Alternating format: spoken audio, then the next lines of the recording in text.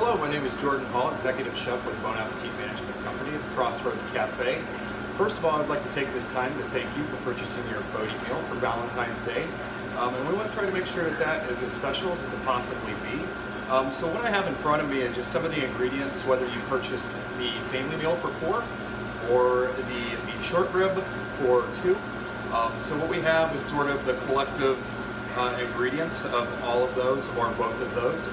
So what we have here, if you can see everything, which you probably can, this is being filmed on an iPhone. But I'll make sure that I put everything in front of the view of the camera. So I'm going to go through sort of a tutorial of what it's like to plate in a restaurant-style environment and plate everything like we would in a fine dining restaurant. So first of all, we're going to start by showing you the ingredients. So what you have here is some mesclun mix or spring greens. We have here a shagbark maple mint vinaigrette, which is included in the packet. Shagbark maple or hickory works is in Trafalgar, Indiana. It's a great syrup. It's very rustic, smoky, a lot different than your maple syrups. It's sort of indigenous to southern Indiana, also in Canada as well. They actually strip the bark off of the tree and they render that down and they get the syrup out of there.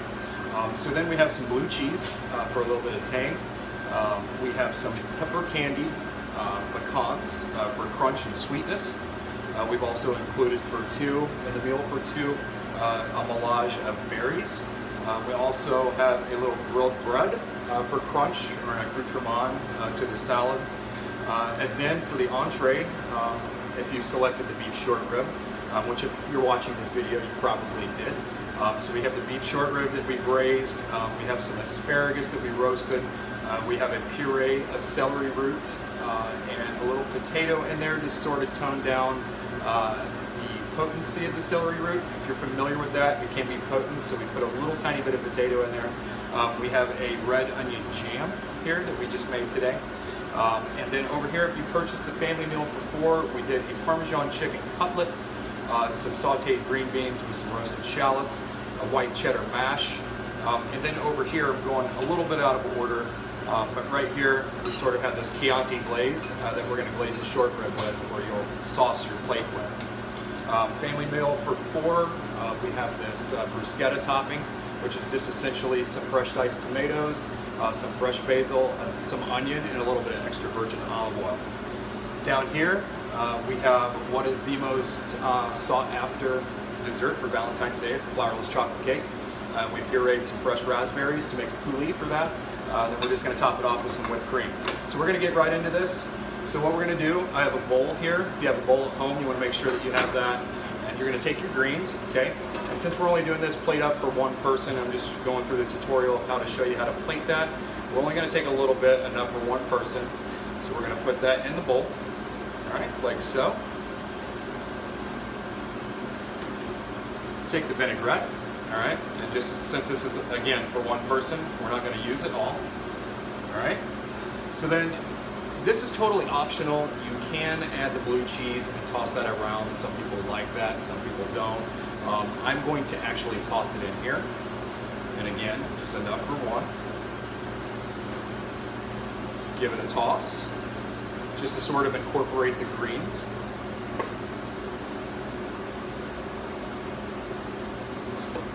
Incorporate the greens and the cheese.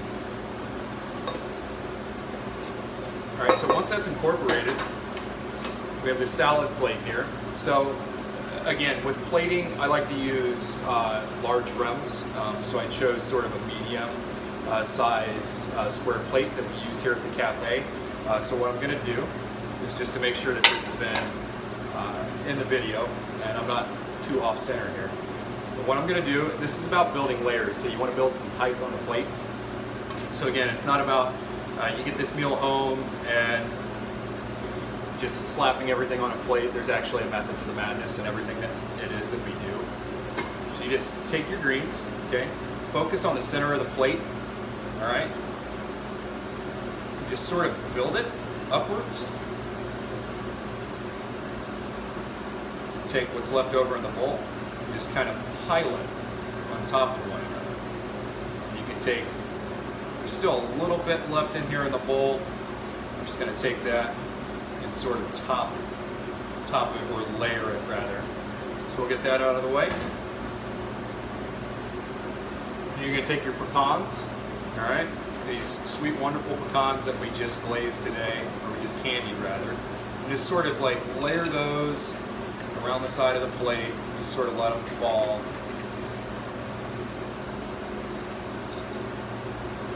All right. What we have is our berries. So we included strawberries, raspberries, blueberries, and blackberries. So just take your strawberries and just sort of intertwine them around the salad.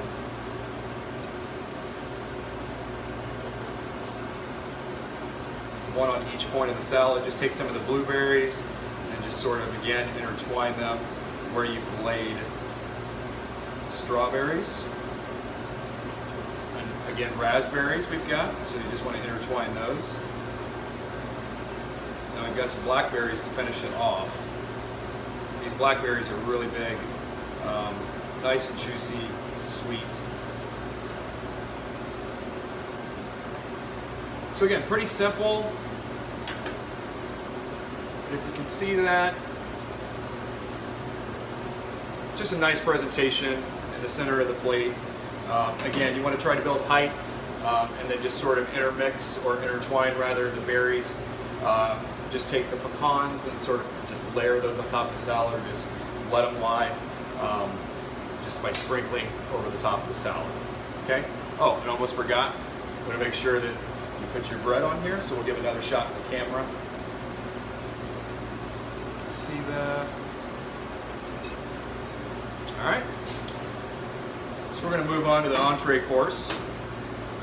So again, if you're watching this video, you ordered the short rib for two.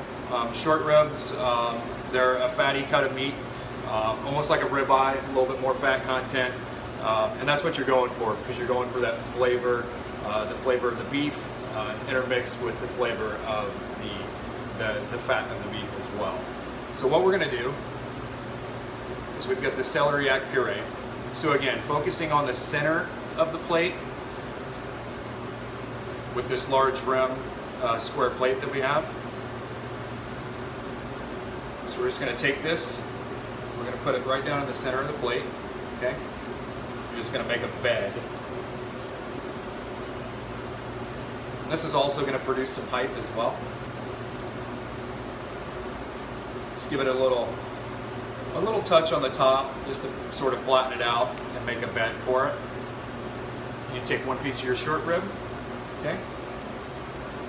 Just lay that down like so. Second piece of the short rib, lay that down just like so. Okay. And what we're going to do is we're going to take this red onion jam that we made. We're just going to put that like right in the center. Okay.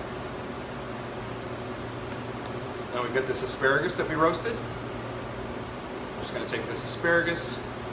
We're just going to sort of use the short rib, sort of this lean-to. Sort of stand the asparagus up. And then what we have is this Chianti glaze, which I may add that the short rib is also glazed in this as well. This is just extra to sauce for those of you that like a lot of sauce. So again, we just want to sort of come down with the spoon and then just in a circle motion, sort of make that like an artist with his paintbrush. Sort of give that a circular motion around the plate. And then what we have is a little bit of julienne red pepper for a little color. And we're just going to sort of focus that on the top of the asparagus. It's okay if some of this falls off. It's totally fine.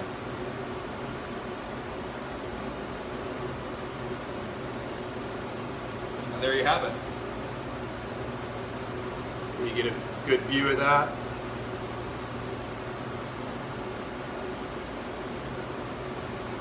All right, so we're going to put this out of the way. And then what we're going to do, if you ordered the family meal for 4, sort of same concept.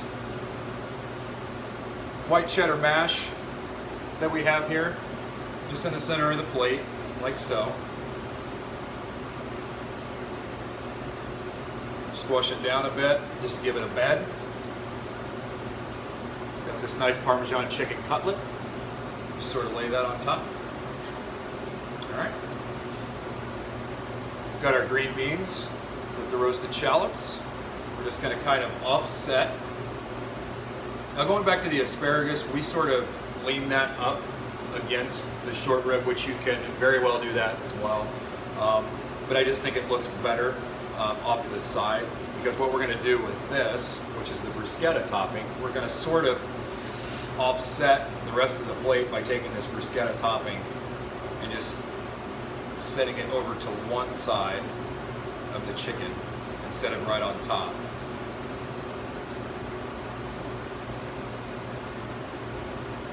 And I chose not to garnish this with anything else, because it's a very colorful plate. But as you can see,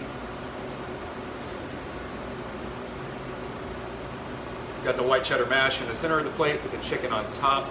The green beans are sort of behind that. And then you have offset with the bruschetta over to the top left corner, or the top right corner rather. So it just sort of offsets the plate, focuses your eye on the chicken. All right.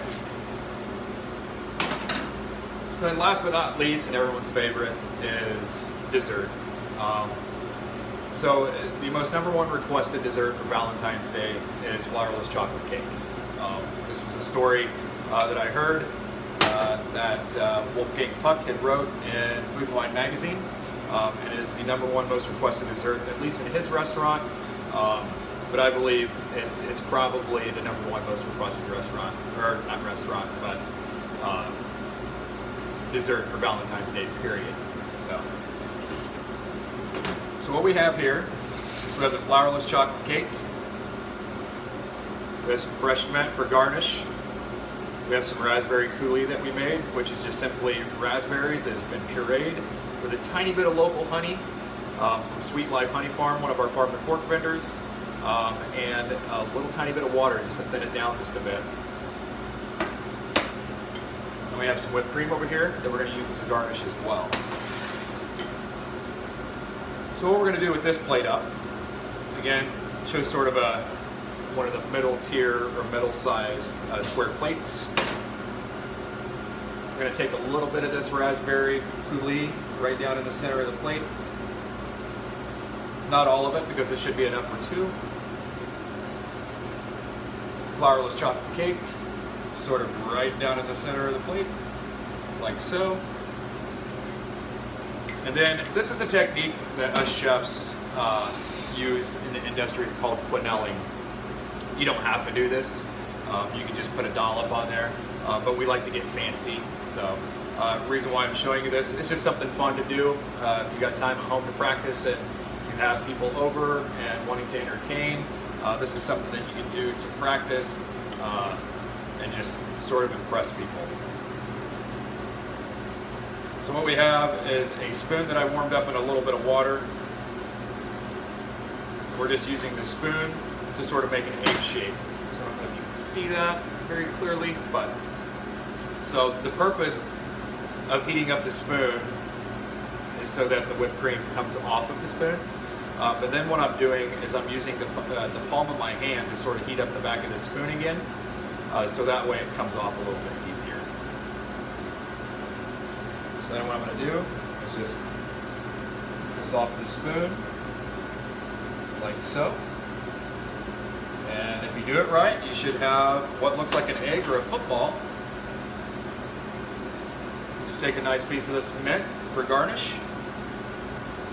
Just lay that right in the quenelle. And what we have here is our flourless chocolate cake for Valentine's Day. Hopefully you can get a good view of that.